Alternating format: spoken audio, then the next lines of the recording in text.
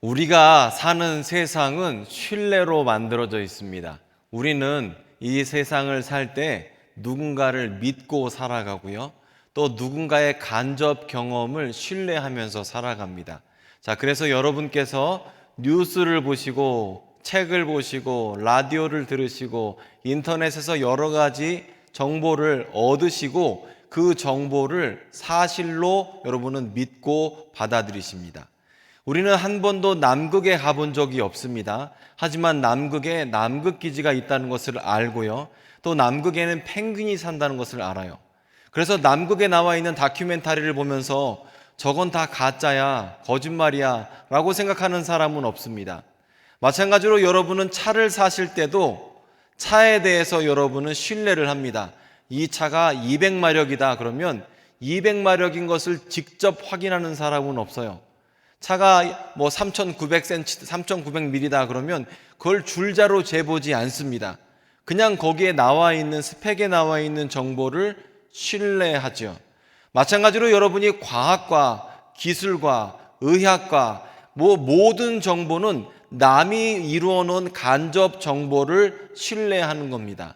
누군가가 쌓아놓은 그 지식을 우리는 신뢰하고 간접적으로 배우면서 인류 문명을 만들어 가는 겁니다. 자, 마찬가지로 우리는 예수께서 부활하셨다라는 사실에 대해서 남들이 한 간접 경험을 신뢰하는 겁니다. 그러면 남들이 한 간접 경험에 대해서 우리가 얼만큼 신뢰할 수 있을까요? 과연 부활의 증인들은 믿을 만한가? 신뢰할 만한가? 왜냐하면 내가 직접 본 게 아니잖아요. 여러분들이 2000년 전으로 타임머신을 타고 가서 예수님 부활하실 때 그 자리에 지킨 게 아니지 않습니까? 그러면 여러분이 갖고 있는 모든 부활에 대한 증거나 믿음은 누군가의 증언을 신뢰하면서 지금까지 신앙생활을 하는 거거든요. 그러면 얼마나 신뢰할 만하냐라는 거죠.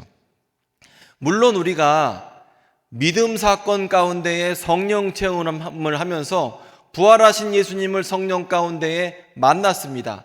그러니까 우리가 신앙생활을 하죠. 하지만 그것은 직접 본 것은 아닙니다. 확실한 거 하나는 뭐냐면 부활 사건을 체험한 예수님의 제자들과 예수님을 추종하던 여자들은 예수님의 무덤이 비어 있다는 것을 증언했습니다. 자, 예수께서 십자가를 죽으시고 십자가에서 죽으시고 오늘 본문 보겠습니다. 안식일이 되었습니다. 예수님을 추종하던 여자들은 예수님의 장례용품을 준비해서 예수님의 무덤으로 가면서 이런저런 대화를 합니다. 마가복음 16장을 보게 되면 아니 우리가 예수님의 무덤에까지 가는 건 좋아. 그런데 그 앞에 있는 커다란 돌은 어떻게 옮길까? 이런 걱정을 하면서 두런두런 얘기를 하면서 예수님의 무덤에 갔습니다. 그런데 가까이 가보니까 예수님의 무덤의 앞을 가리고 있던 거대한 돌은 옮겨져 있었습니다. 그리고 그 안에 들어가 보자 예수님의 시신은 없고 어떤 천사가 와서 이렇게 얘기를 합니다. 오늘 말씀을 보면 천사가 이렇게 얘기하죠. 무서워하지 말라. 십자가에 못 박히신 예수를 너희가 찾는 줄을 내가 아노라. 하지만 그가 여기에 계시지 않고 살아나셨다라고 말을 합니다. 그렇죠? 그리고 여자들이 돌아가는 길에 예수님을 뵙고 그리고 이렇게 예수께서 말씀하시는 것을 듣게 되죠. 내가 먼저 갈릴리로 가겠다. 내 제자들, 형제들에게 내가 갈릴리로 간다는 얘기를 전해줘라. 이렇게 이야기를 하게 되죠. 자, 예수님의 부활과 관련된 여러 가지 소문이 있는데 그 소문 중에 하나가 무엇이냐면 예수님은 부활하지 않았고 예수님의 제자들이 예수님의 시신을 훔쳐갔다는 그런 소문이 있습니다. 마태복음에도 그런 얘기가 잘 나와 있죠. 그런데 이 소문도 잘 생각해 보면 앞뒤가 말이 맞지가 않아요. 왜냐하면 옛날에 로마법에는 만약에 포로를 지키다가 포로가 도망가게 되면 매우 강력한 처벌을 받았습니다. 그러니까 제가 누군가를 지키고 있었는데 그 포로가 저 모르게 아니면 저를 제압하고 도망을 가게 되면 포로를 지키던 사람은 강력한 처벌을 받았는데 무슨 뭐 벌금 내고 감옥에 가두고 노예로 팔리고 하는 그런 처벌이 아니었습니다. 보통 사형을 받았습니다. 그래서 여러분 사도행전 16장을 보게 되면 바울과 실라가 빌립보에서 감옥에 갇힌 후에 지진이 나서 옥문이 열린 다음에 옥문이 열린 것을 빌립보 간수장이 봤습니다. 그리고 그 안에 있던 죄수들이 도망간 줄로 알고 칼을 빼서 자결하려고 했더니 바울과 실라가 말을 하면서 내 몸을 상하게 하지 말라. 모두 우리가 이 자리에 있다. 이렇게 얘기를 해요. 왜 그랬냐면 어쨌든지 날이 밝아지면 포로든 죄수든 도망가게 되면 책임자는 사형을 받기 때문에 그래요. 그러면 여러분, 예수님의 시신을 지키던 사람도 마찬가지예요. 로마법에는 살아있는 사람이나 죽은 사람이나 똑같아요. 잃어버리면 사형입니다. 그런데 사람들 앞에 이렇게 얘기를 합니다. 내가 어저께 예수님의 시신을 지키고 있었는데 제자들이 와서 훔쳐갔어. 이렇게 증언을 한다고 생각해 보십시오. 그러면 정황상 증거가 맞지가 않죠. 알리바이가 성립하지 않죠. 앞뒤가 맞지가 않죠. 만약에 지키다가 죄수를 잃어버렸으면 사형당해야 하는 사람이 지금 살아 있습니다. 그러면 뭔가 앞뒤가 안 맞는 거예요. 자, 그래서 예수님의 죽음과 부활을 두고 여러 가지 소문이 있지만 예수님의 시신을 제자들이 훔쳐갔다는 것은 말이 안 됩니다. 그리고 그 당시에 제자들은 다 도망가 버렸죠. 뿐만 아니라 예수님은 부활하신 후에 여러 사람들 앞에 나타나셨고 그 예수님을 만난 모든 사람들은 예수님의 부활을 부인하기보다는 예수님의 부활 때문에 죽음을 선택했습니다. 인간이 가진 가장 원초적인 본능이 무엇이냐면 자기보호 본능이에요. 어떤 사람도 자기가 한 거짓말 때문에 목숨을 내놓질 않아요. 여러분, 돈이 중요해요? 생명이 중요해요? 생명이 중요하죠. 그래서 여러분, 몸이 아프면 많은 돈을 소비해서라도 수술을 받는 거예요. 생명을 소비하면서 돈을 지키는 사람은 없습니다. 왜냐하면 인간이 가진 가장 원초적인 본능이 자기보호 본능이에요. 그래서 누구도 자기가 한 거짓말 때문에, 만약에 거짓말이라고 얘기하면 목숨을 건질 수 있다고 하면 자기가 한 거짓말 때문에 목숨을 버리는 사람은 없습니다. 그런데 예수님을 만난 모든 사람들과 제자들은 거짓말이라고 인정하기보다 예수께서 정말 살아나셨다 하고 대부분 다 순교했죠. 자, 그렇기 때문에 예수님을 만난 사람들에게는 특별한 무엇인가가 있었다는 것이 확실합니다. 그리고 그렇게 복음을 전하고 부활을 전했던 사람들의 그 복음 전하는 전도 때문에 우리가 지금 예수를 믿고 부활을 축하하면서 코로나 시국에 지금 이 자리에 있습니다. 제가 몇 년 전에 읽었던 책 중에서 가장 재미있었던 책 한 권을 여러분에게 소개를 드리고 싶습니다. 그 책은 제가 새벽 예배 때는 한번 소개를 한 적이 있어요. 자, 이 책이 뭐냐면 예수는 역사다라는 책이에요. 자, 이 책이 무슨 책이냐면 이 리 스트로베리라는 사람이 사진 한번 보여주실래요? 네, 이렇게 요거요. 네, 이 젊은 사람일 때, 그 다음 장도, 이건 나이들은 현재 모습입니다. 됐습니다. 감사합니다. 이 사람이 어떤 사람이냐면 예일대 법대를 졸업하고, 벌써 스펙이 좋죠. 하버드나 예일대는 법대에서 최고인데 예일대 법대를 졸업하고 시카고의 트리뷴지라는 잡지 회사에서 그 법적으로 취재를 하던 기자였습니다. 기자로서도 아주 유명해서 책도 출판을 하기도 하고 기자들이 받는 아주 유명한 상을 받기도 했습니다. 그런데 자기 딸이 어려운 일을 겪었는데 그 일을 도와주는 어떤 분이 있었어요. 그런데 이분이 아이를 도와주면서 질식해서 죽으려고 왔던 그 아이를, 자기 딸을 구해주면서 참 신기한 말을 했어요. 성령께서 나를 이 레스토랑에 오게끔 하셨습니다. 그래서 이 아이를 구하게 하셨습니다. 이런 말을 하는 거예요. 그래서 이 간호사 출신의 이 아이 목숨을 구해준 이 여자가 자기 아내를 전도해서 시카고에 있는 윌로우 크리크 교회에 아내가 출석하기 시작했어요. 그런데 예수를 믿기 시작하고 너무 아내가 열심히 믿으니까 남자 입장에서 기분이 나빠진 겁니다. 아니, 내 아내가 나를 버리고 새로운 남자를 만난 것 같은 그런 기분이 드는 거예요. 그래서 이 복수심을 어떻게 억누를까 생각하다가 내가 기자고 법에 대해서 누구보다 잘 알고 있으니까 여러분이 들고 있는 이 성경 보면 어때요? 다 가짜 같죠? 거짓말 같죠? 꾸며낸 이야기 같죠? 허구 같죠? 이 허무맹랑한 이야기를 내가 박살을 내겠다. 현재 내가 가지고 있는 법리 지식으로 성경이 얼마나 엉터리인지를 증명해 내겠다라고 작정을 하고 그때부터 예수 사건, The Case for Jesus라는 사건을 취재하기 시작했습니다. 그러면 누군가의 증거를 모집을 해야 되지 않습니까? 여러분 재판정에 가면 증거를 모집해서 믿을 만한 증거를 바탕으로 판결을 하잖아요.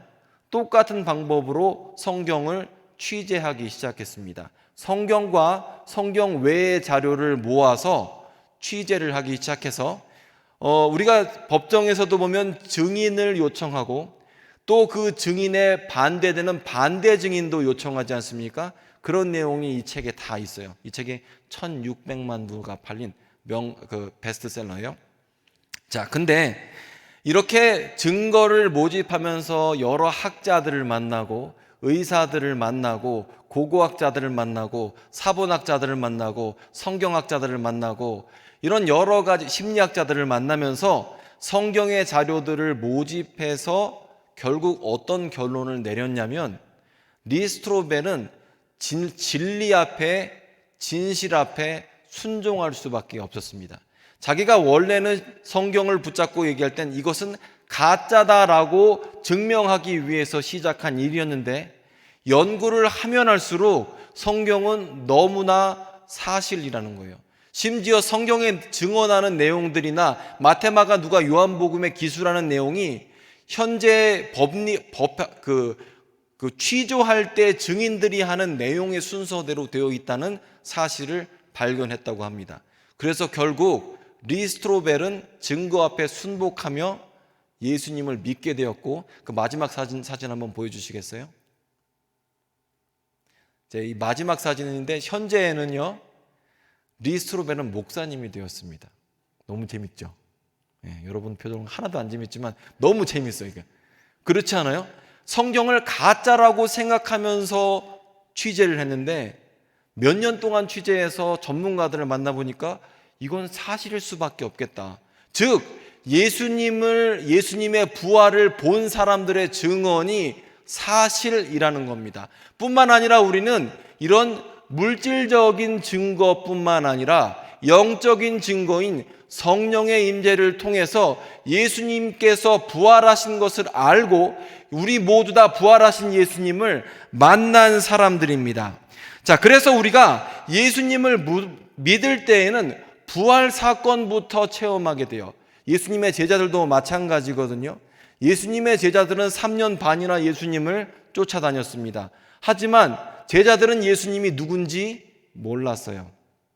언제 제자들이 예수님이 누군지 알게 되었냐면 제자들이 예수님의 부활을 체험한 후에 아니 도대체 이게 뭐지? 분명히 죽었는데 분명히 사형당했는데 그런데 내 앞에서 살아나서 손과 발을 보이시고 그리고 그 가운데서 제자들과 함께 먹고 마시고 하는 모습 가운데 이분이 도대체 누구냐라고 다시 판단하게 된 거예요. 우리도 마찬가지죠. 예수님에 대해서 누구도 출애굽기나 창세기를 보다가 믿은 사람은 없습니다. 심지어 마테마가 누가 요한복음을 읽으면서 예수 믿게 되지도 않아요. 잘 안 돼요. 보통 우리는 예수님을 체험하고 경험하고 성령께서 주시는 믿음 사건 가운데에 도대체 내 안에 일어난 이 믿음 사건, 성령 사건이 무엇이냐라고 연구하다가 예수님은 하나님이시구나. 예수님은 이 땅 가운데에 하나님의 본질로서 인간의 몸을 입고 오신 분이시구나. 예수께서 나의 죄를 지고 십자가에서 죽으셨구나. 그리고 나에게 부활 소망을 주셨구나. 이런 것을 깨닫게 되죠. 그래서 제자들에게 있어서도 부활 사건이 첫 번째 예수 믿는 사건이고, 우리에게 있어서도 부활 사건을 통해서 우리가 예수님이 누구신지 알게 되는 거예요. 그래서 부활 사건이 예수님과 우리 관계의 첫 번째 단추입니다. 자, 그래서 우리는 예수님의 부활을 간접적으로 경험했으며 성령 안에서 직접적으로 경험한 사람들이 되었습니다. 자, 여러분께서 무엇인가를 평가한다고 하시면 어떻게 평가를 하세요? 여러분 앞에 만약에 택배 상자가 왔습니다. 그러면 택배 상자는 어떻게 평가할까요? 택배 상자는 그 색깔로 평가를 할까요? 무게 평가로 할까요? 아니면 뭘로 평가를 할까요? 크기로 평가를 할까요? 그릇이 있으면 그릇을 어떻게 평가를 할까요? 택배 상자는 사실 겉보기로 평가할 수 없죠. 택배 상자는 그 안에 무엇이 있는지로 평가를 합니다. 그렇죠? 그릇도 마찬가지예요. 아무리 화려해도 그 안에 배설물이 담겨 있으면 그건 요광이라고 부릅니다. 하지만 별로 보잘것없어도 그 안에 보석이 담겨 있으면 그것은 우리는 보물단지라고 부르게 되죠. 마찬가지로 우리가 무엇인가를 평가한다고 하면 그 안에 무엇이 담겨 있는지로 평가를 한다는 거죠. 그러면 그리스도인들은 무엇으로 평가를 해야겠습니까?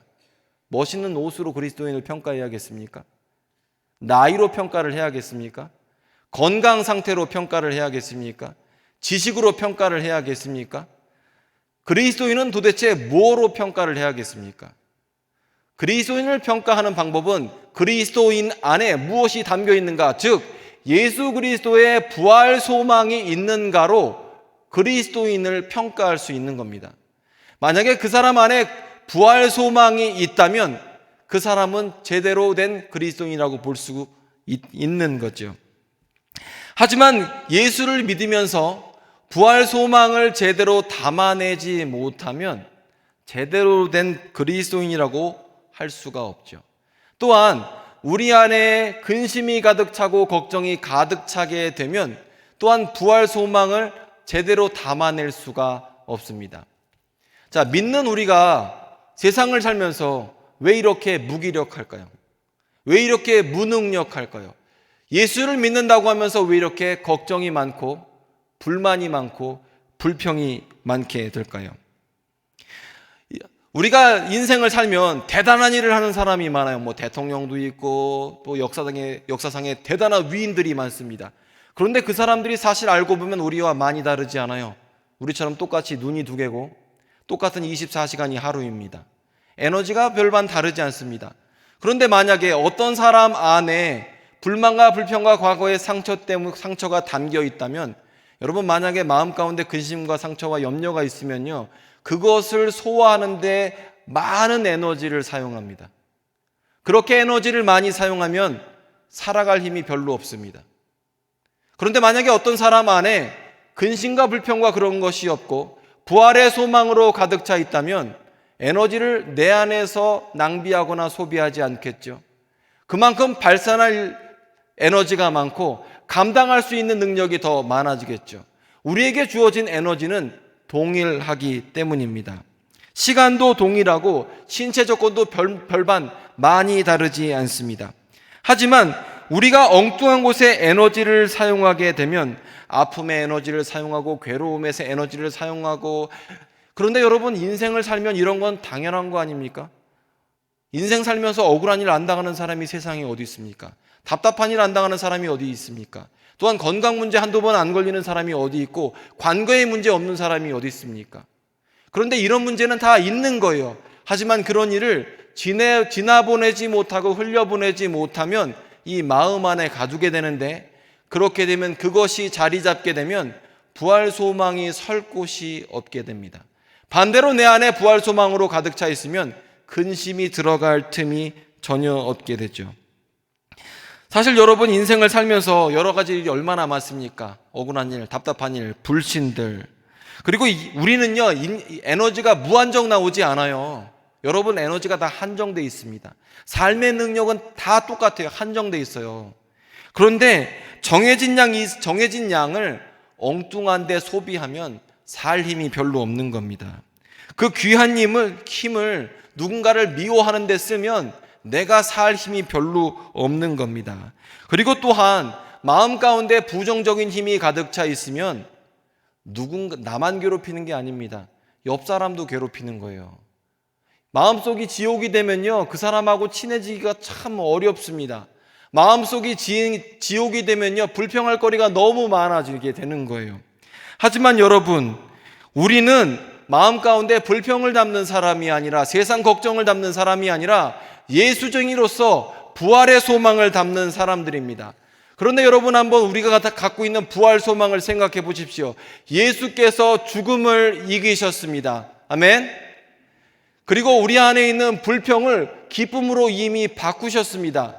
우리 안에 있는 무기력과 무능력을 능력으로 바꾸셨습니다. 우리 안에 그런 능력과 모든 것에 해결책이 있습니다. 왜냐하면 예수께서 부활하셨기 때문입니다. 그래서 똑같은 에너지와 시간을 가진 사람이 부활의 소망을 품게 되면 감당할 수 있는 일이 참 많이 있습니다. 하지만 똑같은 예수쟁이가 부활의 소망이 없으면 할 수 있는 일이 별로 없는 거죠. 자, 성경에서 예수님 말고 누가 가장 큰 일을 했을까 생각해 보면 저는 사도 바울이라고 생각합니다. 여러분이 보고 계시는 성경의 절반을 사도 바울이 썼죠. 그런데 사도 바울에게는 좋은 일만 있었습니까? 아니잖아요. 자기가 개척한 고린도 교회에서 자기 보고 더 이상 목회자가 아니라고 합니다. 자기가 길렀던 제자들이 배신을 합니다. 이단으로 빠집니다. 그리고 끊임없는 사도 논쟁과 건강의 문제와 또 여러 가지 강도의 위협과 또 억울하게 감옥에 갇히게 되고 억울하게 재판석에 서 있는 사람이 바로 사도 바울입니다. 그런데 사도 바울은 그 억울함을 마음 가운데 두지 않았습니다. 사도 바울 마음 가운데에는 다메섹 도상에서 처음 만났던 부활하신 예수께서 그 마음 가운데 계셨기 때문에 자기가 과거에 잡히지 않고 상처에 잡히지 않고 불만과 불평에 잡히지 않고 억울함과 답답함에 잠기지 않고 예수 부활을 붙잡으며 하나님의 사역을 넉넉하게 다 잘 감당하게 되었던 거죠.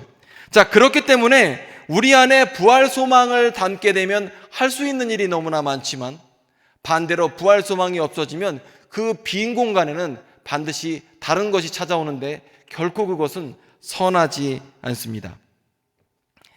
자, 그래서 여러분, 우리의 삶을 생각해 보게 되면 예수 부활을 우리가 이미 받아들였다면요, 여러분, 예수께서 부활하셨다는 건 어마어마한 능력이 있어요. 죽음을 이기셨죠. 절망을 이기셨죠. 아픔을 이기셨죠. 왜냐하면 그 모든 것 가운데 하나님의 섭리가 들어있고 또 하나님의 사랑이 들어있습니다. 우리는 삶의 문제를 이미 초월한 사람들입니다. 요만큼 넘어가는 것이 아니라 이만큼 넘어간 사람이 바로 우리라는 겁니다. 그래서 우리가 겪는 잠시의 어려움, 잠시의 아픔을 생각하면서 우리의 에너지와 우리의 시간을 소비할 수 없습니다. 왜냐하면 예수께서 부활하셨고 우리에게 부활 소망을 주셨기 때문입니다. 우리는 예수 부활로 이미 다 해결받은 사람입니다. 이미 치유를 받은 사람입니다. 이미 해결 받은 사람입니다. 이미 응답 받은 사람이 바로 우리들입니다. 그렇기 때문에 우리는 이미 십자가에서 허물과 죄가 다 죽었죠. 우리의 모든 아픔은 십자가에서 다 매달아 죽었죠. 그리고 예수께서 우리 가운데 새로운 소망과 새로운 몸을 입혀 주셨습니다. 그래서 우리의 삶 가운데, 우리의 마음 가운데, 우리의 인생 가운데, 우리의 사업 가운데 담아야 할 것은 부활의 소망입니다. 자, 말씀을 마무리하도록 하겠습니다. 그리스도인이 누구냐? 그리스도인을 어떻게 평가할 것이냐? 이렇게 질문을 한다면 그리스도인은 어떻게 평가해야 할까요? 바로 부활 소망으로 평가를 하는 겁니다. 그리스도인들이 왜 무기력합니까? 왜 무능력합니까? 그리스도인들이 왜 절망합니까? 그것은 바로 부활 소망을 제대로 담지 못했기 때문입니다. 부활 소망을 제대로 담지 못하고 엉뚱한 곳에 에너지를 사용했기 때문이죠. 부활 소망이 제대로 없으면 공허함과 걱정과 근심과 불평이 찾아오게 돼 있습니다. 하지만 반대로 부활 소망이 가득하게 되면 넉넉하게 감당할 뿐만 아니라 또 남들을 섬길 수 있는 능력이 우리 가운데 찾아오게 되는 거죠.